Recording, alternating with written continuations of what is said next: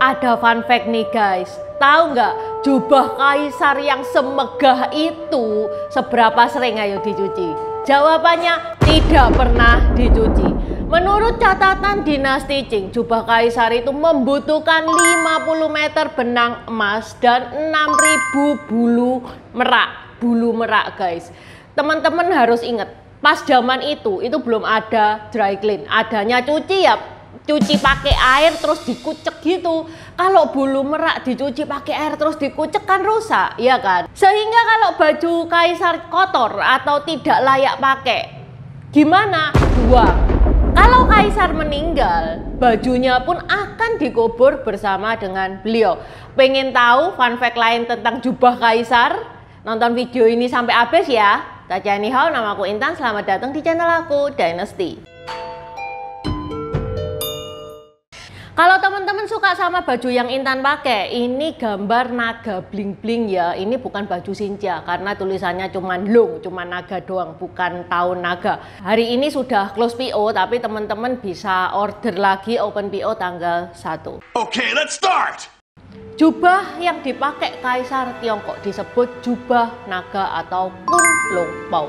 Di mana Kunlun adalah naga, Pao adalah jubah. Dari namanya kita sudah bisa menebak ya kalau naga adalah dekorasi utama di jubah kekaisaran Tiongkok. Di zaman kekaisaran Tiongkok nggak sembarang orang boleh pakai jubah naga.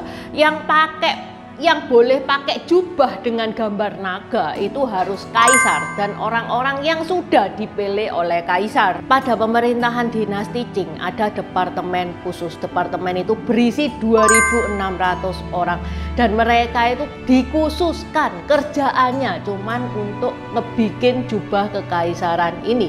Ya memang sebanyak itu karena motif, dekor, senjelimet itu guys. Satu baju itu guys dibikinnya itu selama 2 tahun. Dan karena tahun tersebut tidak ada dry clean, andai kata kaisar itu pakai bajunya terus gitu, besoknya sudah tidak mau pakai, sudah bau, sudah tidak mau pakai, harus sudah ada penggantinya. Nggak bisa bilang, oh kaisar itu jubahnya belum siap masih dijahit. Nggak bisa, kaisar nggak mau tahu. Berani nekat bilang kayak gitu, itu kepala kru satu departemen bisa hilang semua tuh. Penggunaan jubah dengan gambar naga menurut catatan Shangshu pertama kali ditemukan dalam pemerintahan Kaisar Xiaoming. Kaisar Xiaoming itu kaisar dari dinasti Han Timur, yang mana dinasti Han Timur itu kurang lebih tahun 59 ya.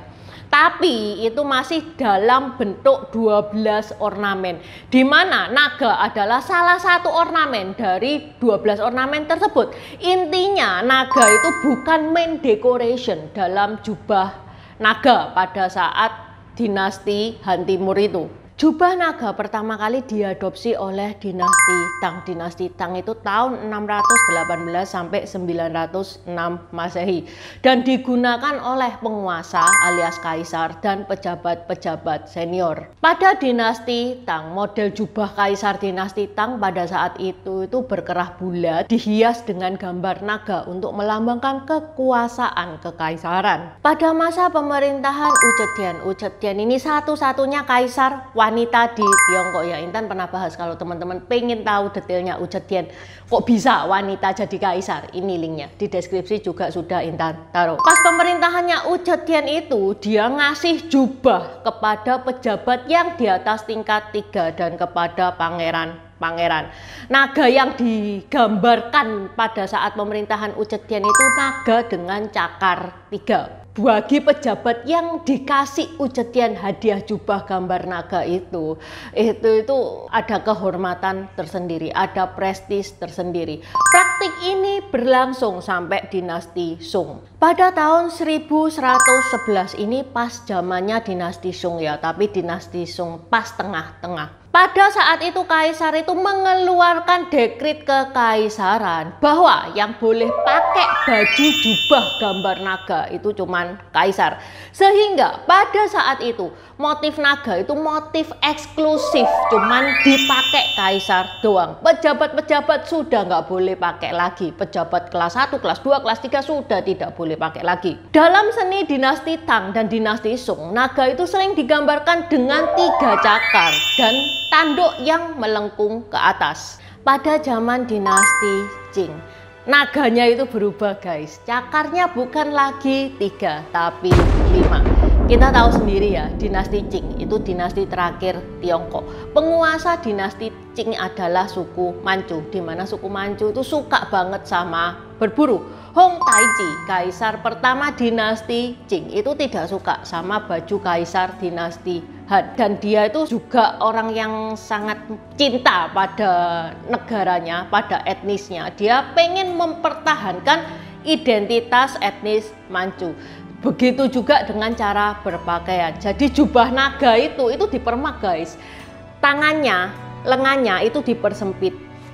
Bawahnya itu juga dikasih belahan. Supaya apa? Supaya enak kalau berburu, enak kalau manah-manah gitu, enak. Kalau lengannya terlalu panjang itu kan nggak enak kan geraknya. Pada akhir abad ke-17 pemerintahan Qing ini merencanakan untuk mendesain ulang jubah untuk kaisar. Dan sejak awal abad ke-18 istana Qing itu telah menetapkan jubah naga dengan 9 naga. Di mana 4 naga itu ada di leher, bahu, dada, dan punggung. Sedangkan 4 lainnya berada di roknya, 2 depan, 2 belakang, dan 1 berada di bagian dalam baju. Jubah kaisar berwarna pink huang alias kuning cerah, cuman boleh dipakai oleh kaisar dan permaisuri. Untuk putra-putra kaisar boleh pakai warna kuning, tapi bukan kuning cerah, bisa kuning aprikot. Kalau putra mahkota pakainya itu kuning emas.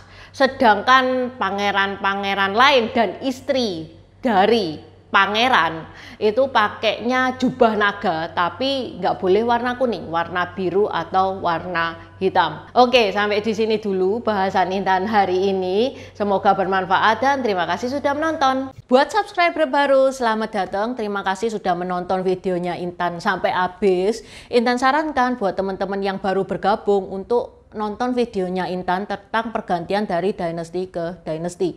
Ini nih videonya.